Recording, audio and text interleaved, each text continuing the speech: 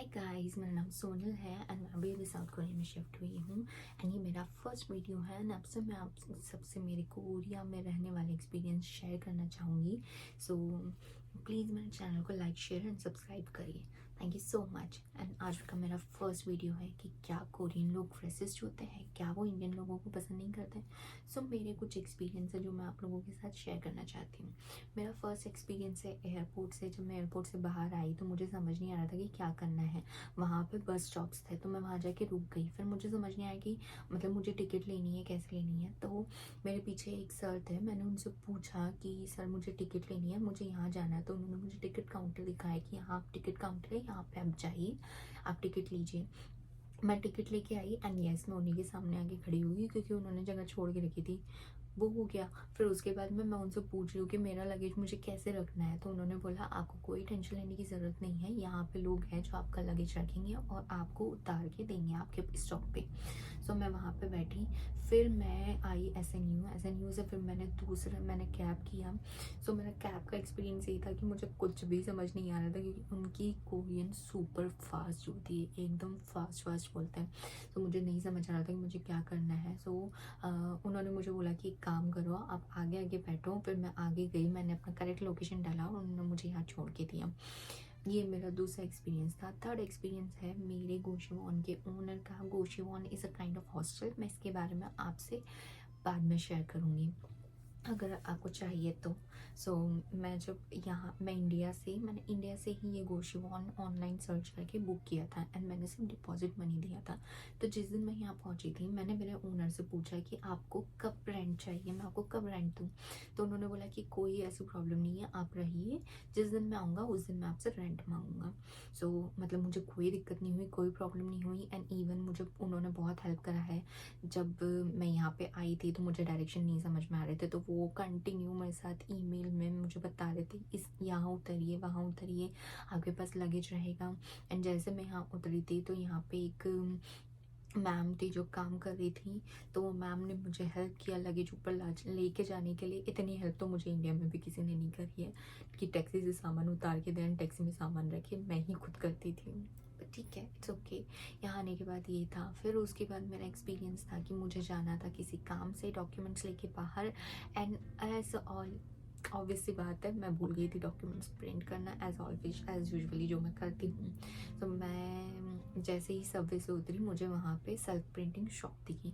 सो मैं self printing shop में गई एंड वहाँ भी मुझे कुछ समझ नहीं आ रहा था। तो वहाँ पे एक बंदी थी। मैंने उस बंदी से पूछा कि प्लीज़ आप मेरी हेल्प कर देंगे क्या। तो उन्होंने बोला हाँ। उन्होंने मुझे गूगल खोल के दिया कि आप यहाँ पे अपना गूगल आईडी डालिए।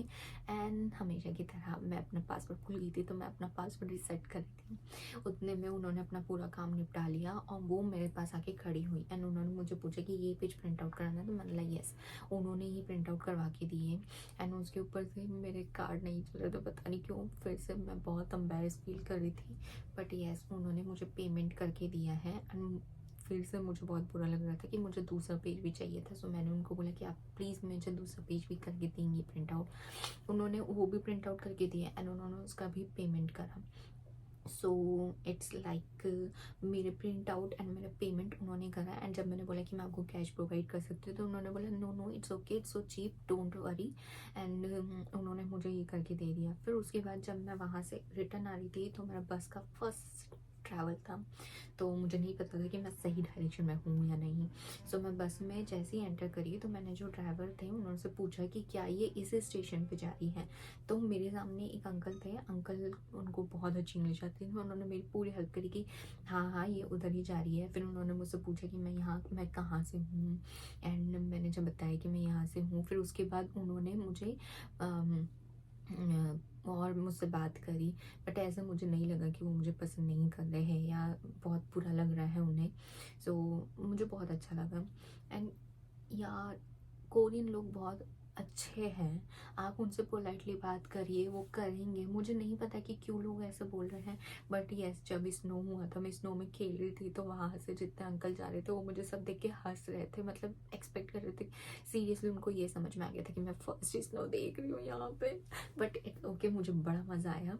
सो अच्छा था एक्सपीरियंस। सो प्लीज़ यार प्यार बिखेरो, बुराई नहीं है। अगर आप ये सोच रहे हैं कि कोरियन लोग रेसिस्ट है तो ताली कभी भी एक हाथ से नहीं बजती है, ये बात ध्यान रखिए कि ताली हमेशा दो हाथों से बजती है।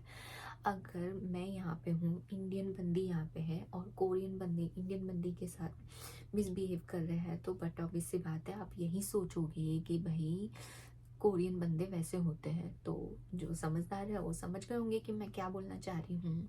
तो कुछ कुछ यस, कुछ कुछ जगह पे जहाँ पे वीडियोस वायरल हो रही है कि इंडियंस आर बैन, बट मुझे नहीं लगता है कि वो किसी और वजह से है। आप वजह समझ चुके होंगे कि क्यों उन्होंने बैन करके रखा है। इंडियन बंदों को, बंदियाँ तो बैन नहीं है भाई कहीं पे भी।